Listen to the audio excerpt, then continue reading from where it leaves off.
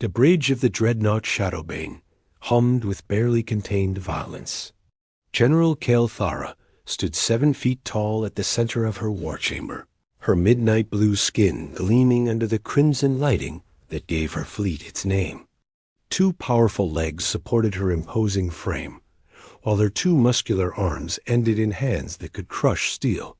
Her obsidian hair fell in warrior braids down her back, and her violet eyes held the cold fire of someone who had never known defeat.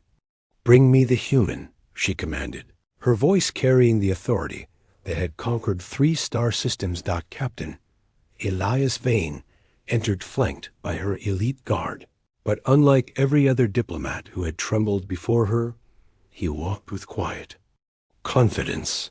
He was average in height by human standards, with brown hair and gentle green eyes that seemed to take in everything without judgment. His simple gray diplomatic uniform was a stark contrast to the ornate battle armor surrounding him. "General Kael'thara," he said with a respectful nod, not the fearful bow she expected. "I'm Captain Vane, here to discuss terms for peace between our peoples." She circled him slowly, her footsteps echoing in the vast chamber. Her officers watched with anticipation. They'd seen her break stronger beings with mere presence. "Peace?" She laughed, the sound like grinding metal. "Your pathetic worlds have nothing to offer the Crimson Rings. We take what we want." "Perhaps," Elias replied calmly, his hands clasped behind his back, "but taking and keeping are different things. Your forces are stretched thin across 3 systems. Another war would be costly." Kael'thara's eyes flashed dangerously. She stepped closer, towering over him, her breath hot against his face. "Are you threatening me, little human?" "I'm offering you an alternative to endless warfare," he said, meeting her gaze without flinching. "Your people are warriors, but they're also parents, lovers, dreamers. They deserve more than constant battle." "Weakness," she snarled, raising 1 clawed hand. "My people understand only strength." "Then show them a different kind of strength," Elias said softly. Something in his tone made her pause. In 30 years of conquest, no one had spoken to her like this, without fear, without aggression, without the need to dominate. Her war council shifted restlessly, expecting her to strike him down. Instead, she leaned closer, her voice dropping to a dangerous whisper. "You think your soft words can tame the scourge of Vega Prime? I have killed ambassadors for less presumption." "I don't want to tame you," Elias replied, his voice equally quiet. "I want to understand you." The words hit her like a physical blow. Understand? No one had ever wanted to understand her, only fear her, obey her, or defeat her. She felt something. Crack in the armor she'd built around her heart. Before she could process the feeling, Elias moved. Not away, as any sane being would, but closer. His hand touched her shoulder with gentle reverence, and he pressed his lips to the curve of her neck, where her pulse thundered beneath blue skin. The kiss lasted only seconds, but it shattered something fundamental inside her. Every instinct screamed to destroy him for the audacious touch, but her body betrayed her. Her legs buckled, and she sank to her knees before him, trembling with confusion and something she'd never felt before submission born, not of defeat, but of recognition. The war chamber erupted in shocked silence. Her elite guard reached for weapons, uncertain whether to defend their general or destroy the human who had somehow brought her low. But Kael'thara raised a shaking hand, stopping them. She looked up at Elias from her knees, her violet eyes wide with wonder and terror. "What have you done to me?" she whispered. He knelt beside her, his hand gentle on her face. "I've shown you that you don't have to be alone."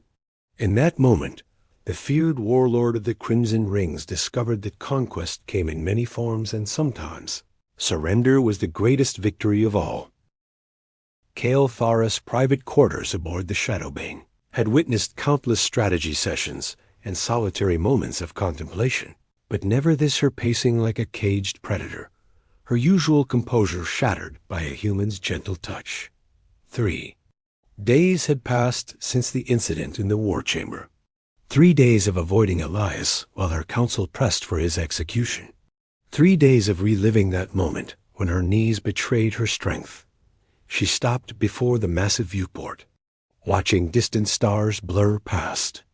Her reflection stared back, the same warrior who had earned her title at 16 by defeating the previous warlord in single combat. The same woman who had united warring clans through fear and respect. The memory surfaced unbidden. Her childhood. On the harsh world of Kithvara, where showing weakness meant death. Her mother, beautiful and gentle, had been killed for refusing to bow to the old warlord's advances. Young Kael'thara had watched from hiding as tender mercy was repaid with cruelty.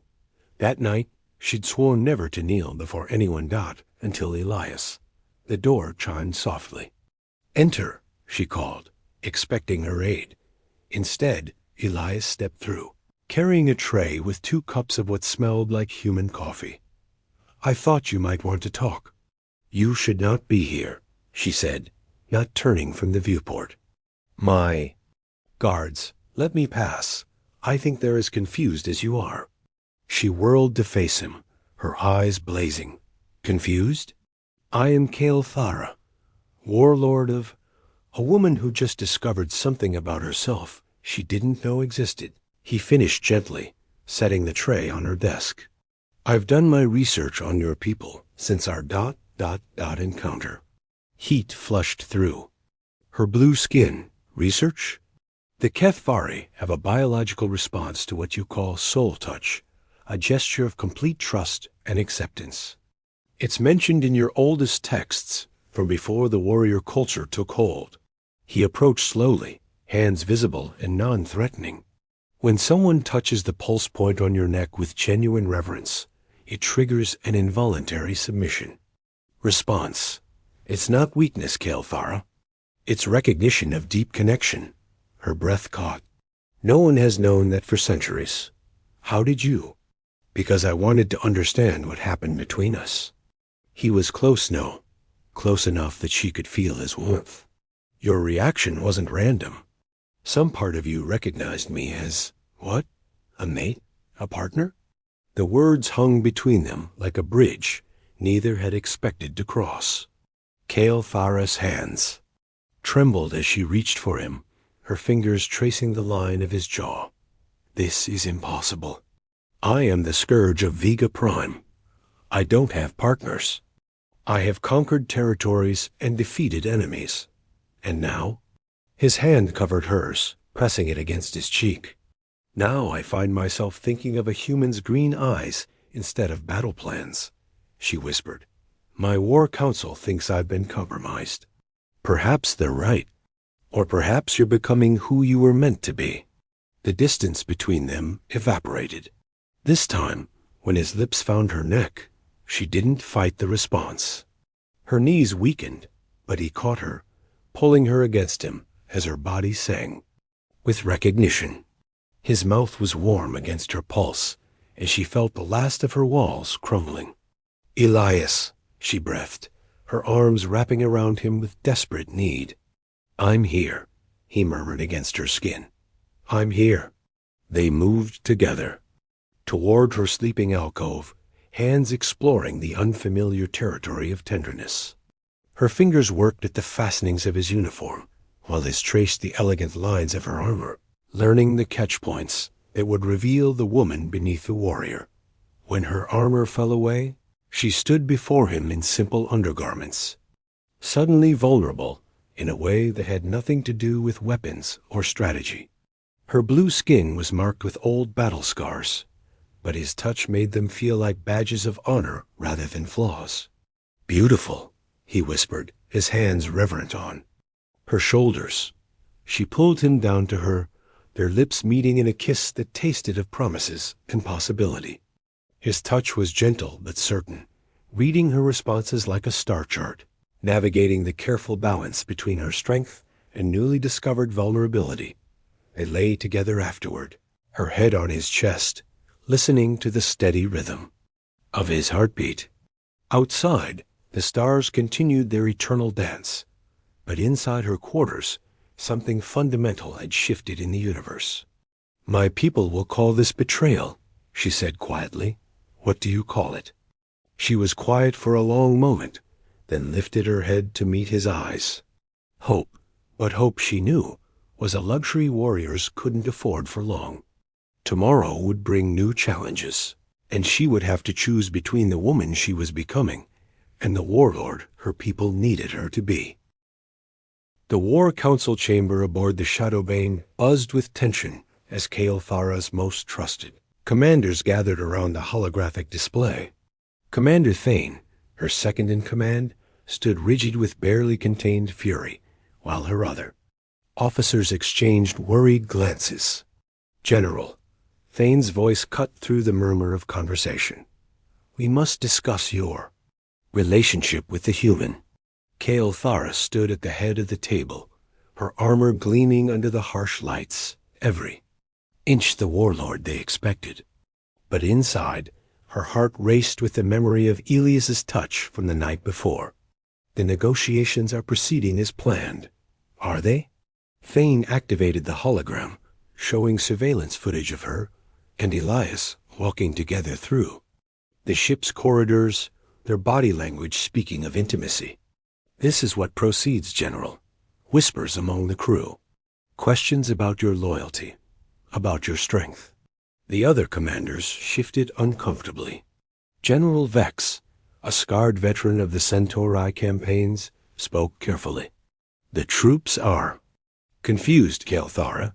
They've never seen you affected by anyone." "I am not affected," she lied, her voice steady despite the turmoil in her chest. "I am extracting information from the human, learning his weaknesses." "By sharing your bed with him?" Thane's words hit like a physical blow. The chamber fell silent. Kale Thara's eyes blazed with dangerous fire, and for a moment her officers prepared for violence. But before she could respond, alarms began shrieking throughout the ship. "General." Her communications officer's voice crackled through the intercom. "Long-range sensors are detecting a massive fleet approaching. It's the Shadow Collective Admiral Wraith's armada." Kale Thara's blood ran cold. Admiral Wraith, her former ally turned bitter rival, commanded the most ruthless faction in this sector. If he was here, it meant he'd learned of the peace negotiations and intended to stop them by force. "All hands to battle stations," she commanded, her personal conflicts instantly pushed aside by the immediate threat. "How long until they reach us?" 6 hours, General. "Their fleet outnumbers us 3-1. In the chaos that followed, Kale Thara found herself racing through the corridors toward the diplomatic quarters where Elias was housed. She burst through the door to find him calmly reading treaty documents, seemingly unaware of the danger. "We're under attack," she said without preamble. "I'm having you transferred to an escape pod." Elias looked up from his papers, his green eyes steady. "No, this is not a request, human. Admiral Wraith will show no mercy to, neither will I." He stood, moving to her with that same quiet confidence that had first captivated her.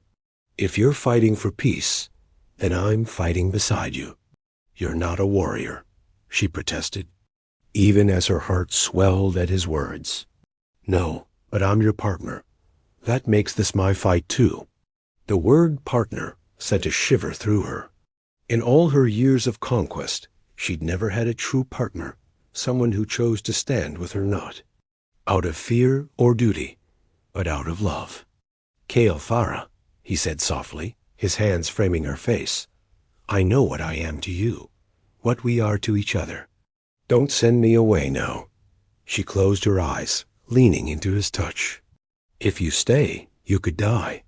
If I leave, I'll spend the rest of my life wondering what we could have been." The ship shuddered as the first enemy probes reached their perimeter. Time was running out, and she had to make a choice that would define not just her future, but the future of both their peoples. She pulled him against her, their lips meeting in a kiss that tasted of desperation and determination. "Then we fight.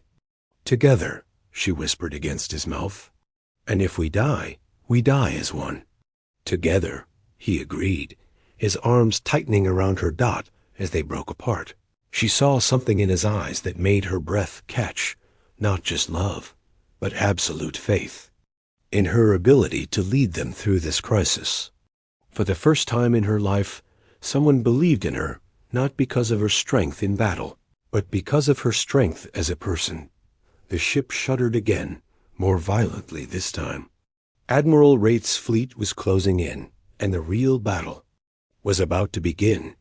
But as she looked at Elias, her partner, her unexpected salvation, Kael'thara felt something she'd never experienced before a fight. Hope. Not just for victory, but for a future worth fighting for. "Come," she said, taking his hand. "Let me show you how the Crimson Rings wage war." Together, they headed for the bridge, where the fate of two civilizations would be decided in the cold darkness between the stars.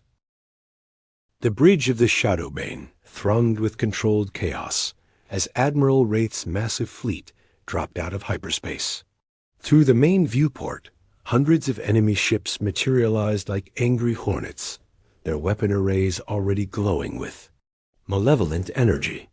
"Status report," Kael'thara commanded, her voice cutting through the noise as she took her position at the command center. Elias stood beside her, his presence both calming and energizing. "Enemy fleet consists of 300 ships, including 12 dreadnoughts." Commander Thane reported, his earlier hostility forgotten in the face of immediate danger. "Admiral Wraith's flagship, the Doomhammer, is leading the center formation." Kael'thara studied the tactical display, her mind racing through possibilities. Wraith had come in overwhelming force, clearly intending to eliminate both her fleet and the human diplomatic mission in one decisive blow. "He's dividing his force," Elias observed quietly, pointing to the holographic display. "Classic pincer movement. He wants to trap us between two anvils." Kael'thara glanced at him with surprise and growing respect. "You read naval tactics? I read everything. It's why they sent me to negotiate with you. I understand both warfare and diplomacy." His hand briefly touched hers, a gesture of support. That sent warmth through her veins. "What's our move?"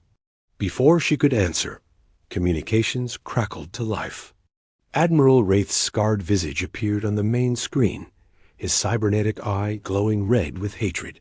"Kael'thara," his voice dripped with contempt, "the great warlord of the Crimson Rings, reduced to consorting with soft-skinned aliens. Your mother would weep with shame."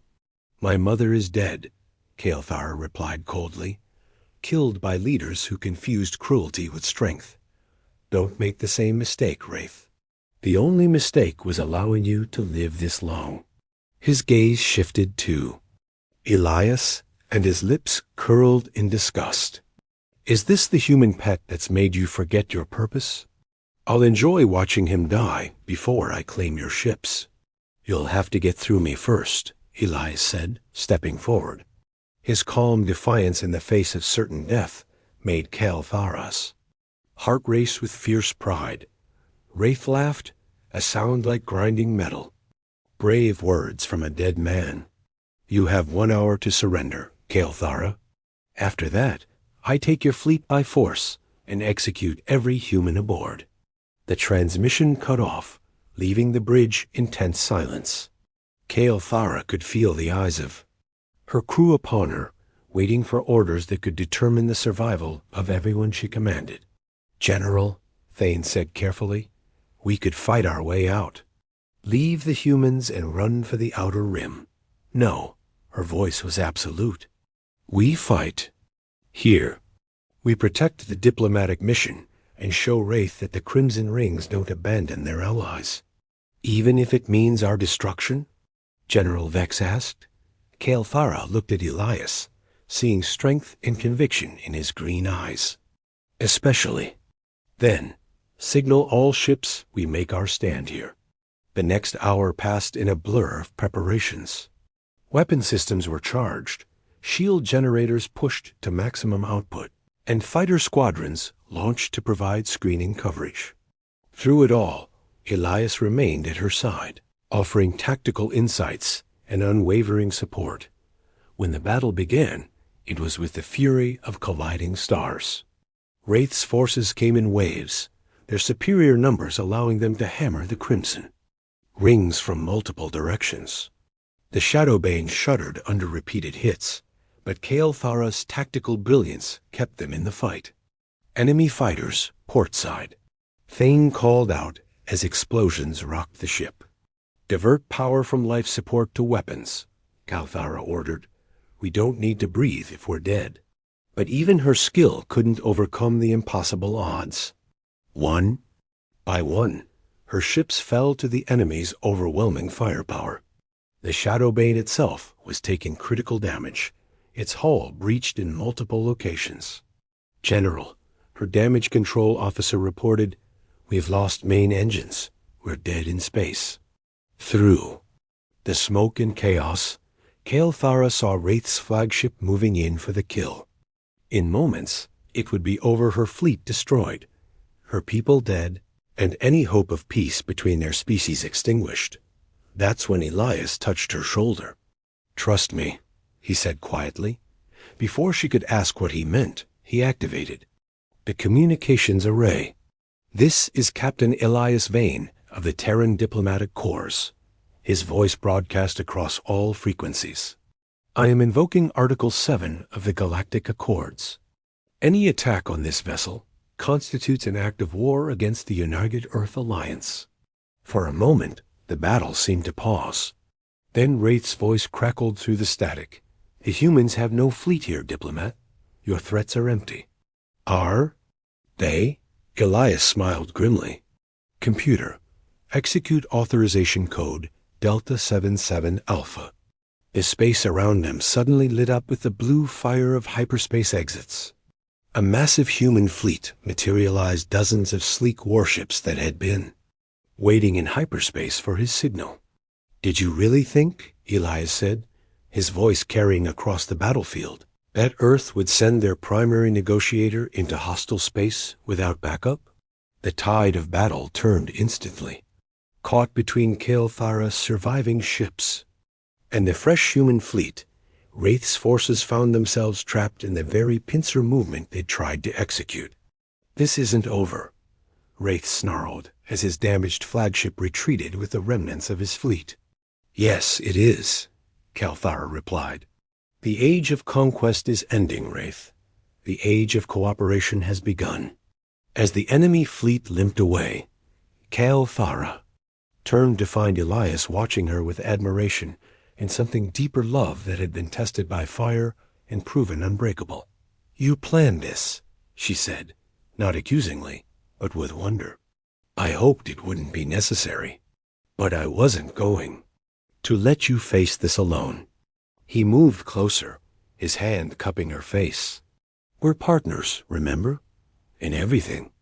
Around them, the bridge crew worked to coordinate with the human fleet and tend to the wounded. But in that moment, surrounded by the aftermath of battle, Kael'thara felt a peace she'd never known. She kissed him then, fierce and desperate, pouring all her gratitude and love into the connection between them. When they broke apart, she saw her future reflected in his eyes, not just as a warlord, but as a leader who could build something better than what came before. "Take us home," she commanded, but her eyes never left Elias's face. "Both our homes." 6 months later, the great assembly hall on Kethvara Prime had been transformed from a place of war councils into something unprecedented, a celebration of unity between two species who had found common ground in the most unlikely of places. Kael'thara stood before the massive gathering, no longer wearing the brutal armor of conquest, but elegant ceremonial robes that honored both her heritage and her evolution. Beside her, Elias wore formal diplomatic attire adapted with Kethvari. Elements symbolizing the joining of their two peoples. Today, she addressed the assembled crowds, her voice carrying across the hall and beyond to the billions watching throughout both empires. We sign not just a treaty, but a promise. A promise that our children will know peace, that our peoples will grow stronger together than they ever could apart. The Treaty of Kethvara Prime was more than a document. It was a blueprint for the future. Trade agreements, cultural exchange, programs, joint defense pacts, and most importantly, the establishment of a new governing council with representatives from both species. Elder Korath, the ancient keeper of Kethvari traditions, stepped forward with the ceremonial stylus. "General Kalthara," he said, his voice carrying the weight of millennia, "by signing this treaty, you forge a new path for our people. Are you prepared to lead them into this unknown future?" "I am," she replied, taking the stylus with steady hands. "But I won't lead alone." Elias moved beside her, his hand covering hers as they signed together.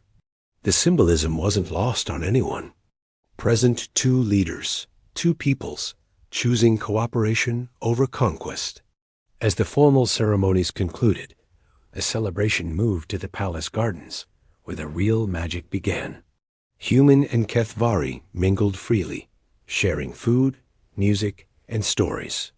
Children from both species played together, their laughter a promise of the future that was now possible. "Nervous?" Elias asked as they prepared for the evening's final ceremony, their wedding. Kalthara adjusted the flowing silk of her wedding gown, a masterpiece that incorporated both human white and Kethvari. "Deep blue." "Terrified," she admitted with a smile. "I've faced armadas without fear, but the thought of promising my heart to someone forever ... double quotes. Forever is a long time," he agreed, taking her hands. "But I can't imagine spending it with anyone else." The wedding ceremony itself was a blend of traditions. Human vows spoken under Kethvari moons, rings exchanged alongside the ancient ritual of soul binding, where they pressed their foreheads together and shared breath as their peoples had done for generations. "With this touch," Kalthara whispered, her fingers finding the pulse point on his neck, "I claim you as my partner, my equal, my love." "With this trust," Elias replied, his hands gentle on her face, "I give you my heart, my loyalty, my future." When they kissed, sealing their union, a crowd erupted in celebration that echoed across the capital city. Fireworks painted the sky in brilliant colors while music filled the air. Later, in the privacy of their shared chambers, they came together with the passion and tenderness that had grown between them. Her hands mapped the familiar territory of his body, while his touch ignited fires that had nothing to do with conquest and everything to do with love. "My general," he whispered against her skin as they moved together in ancient rhythm. "My diplomat," she breathed back, her voice thick with desire and affection. They made love with the desperate joy of survivors, celebrating not just their union, but their very existence.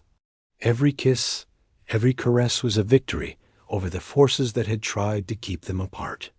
Afterward, as they lay entwined beneath the light of 3 moons, Elias traced patterns on her blue skin. "What are you thinking about?" "The future," she said softly. "Our children will be the first of their kind, part human, part Kethvari. They'll face challenges we can't imagine, but they'll also have opportunities we never dreamed of," he pointed out. "They'll be living bridges between worlds." She turned in his arms, studying his face in the moonlight. "Do you ever regret it? Coming here, changing everything?" "Never." His answer was immediate and certain. "You?" "Never," she echoed, then smiled. "Though I still can't believe the feared warlord of the Crimson Rings was undone by a simple kiss." "Not simple," he corrected, his lips finding her neck again. "Perfect." As she surrendered once more to the sweet vulnerability he awakened in her, Kalthara marveled at the strange turns of fate. She had conquered worlds, but it was in surrender that she had found her greatest victory. Years later, their children would learn the story of how a human's gentle touch had changed the course of galactic history, how love had proven stronger than hate, cooperation more powerful than conquest. But tonight, in the quiet sanctuary of Valus, their love, the former warlord and her diplomat, held each other close and dreamed of the peaceful future they had won together. One kiss, one touch, one moment of perfect trust at a time. The stars above bore witness to their love, and in the years to come, that love would light the way for countless others who dared to believe that even the greatest enemies could become the most devoted allies.